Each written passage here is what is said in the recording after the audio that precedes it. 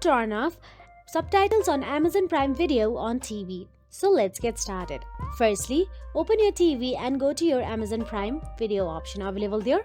And inside it, look for the video you want to turn off subtitle off.